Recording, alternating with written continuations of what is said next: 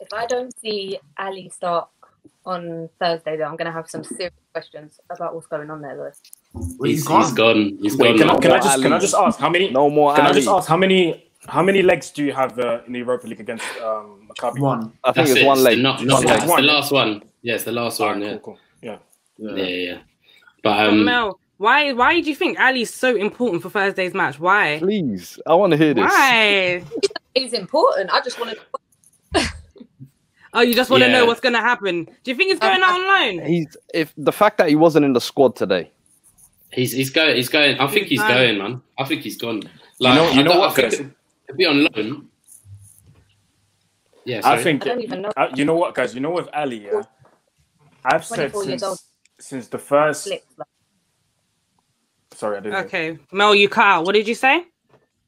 I said, I don't know about loan though. He's 24 years old. You know, you can't just be relying on nutmegs and flicks for 90 minutes. Exactly. That's what I'm saying. Hey, what did I call him on the stream the other day? I called him Dilly Dalli, innit? That's his name. Dilly Dalli, not Dele Alli. Oh. Like, man, he's great in the box. And by the way, Dele Alli I said this in the chat earlier. He was my favorite Spurs player. He probably still is, like, as in relatable, young, mixed race guy. Like scoring in like the important games. He loves a goal against Chelsea. He loved a goal against Arsenal. Scored some great goals.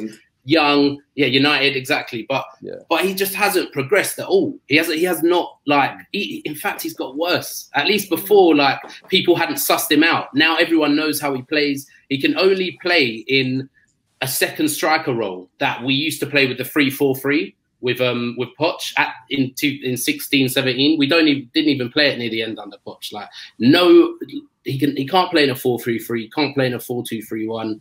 Like he's just kind of useless now. I think it's the same thing with every Spurs fan almost, from the ones who've loved him to the ones who've always hated him. It's just the lack of evolution we've seen from him. I think from positionally, and I think even his game. Like if Dele Alli essentially is not scoring goals for you, I don't know what he contributes on the pitch. Like his dribbling's not great, his passing's not great. Well, I don't know, you're being harsh there. But no, I think Dele Alli literally. I'm not having that. What you said there is perfect. That the fact that if there's no second striker role for him there, and I think that's the most important thing we need to realize is we're not going to play that role for him or create that for him again.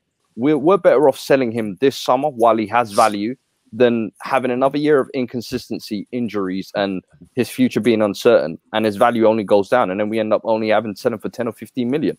Like right now, I think we can still hoodwink someone into believing that he could be a top talent. I think Ali's probably hit his ceiling. In all honesty, I think that's where we're at now. With Dele Alli, I knew he was gone from the moment Josie walked in and he said, "You're lazy in training." I knew exactly from that moment on. Do you know what though? That's rubbish. That's rubbish. He's made the most sprints out of any Spurs player since 2015. It's not that. That might be true. That might be true. It's not that. Mourinho came in and said that. I knew already he's going to. And you know what you guys were talking about earlier about why does Mount play? Why does Ollie pick Rashford so much? I think what we've got to start to take into consideration is when you watch shows like All or Nothing, you have to look at what managers say about players. Now, if you're a manager and you've got a player that trains hard and he listens to what he's being told to do in terms of your system, they will get picked sometimes over slightly more talented players who are ignoring things or that are lazy, because you have to set the precedent right. You have to set the precedent to your players that if you don't follow instructions, you don't play no matter who you are. If Dele Alli just gets picked, no matter how hard he works, how hard he trains, whether he follows instructions, you lose the dressing room. That's another way of losing the dressing room. So I think, and there's also the bit that came out in All or Nothing where he's moaning about the long ball football. You start slagging off Joe says, when you're Dele Alli, with all due respect, and you've won the Audi Cup, and you're telling a winning manager, how you got to do that? You're Terry. Right, well, Dele Alli gave the big one to Ashley Young. Ashley Young may not be as talented as him, but Ashley Young has he's won things. It's like, who you giving it the big one to? Like when we all loved Lampard last year for turning around to Klopp and saying, don't give it a bigger, mate. It's one title. It's the same thing with Ali. I think Ali's got a little bit full of himself. And ever since his night in a hotel got exposed on the internet, he's never been the same.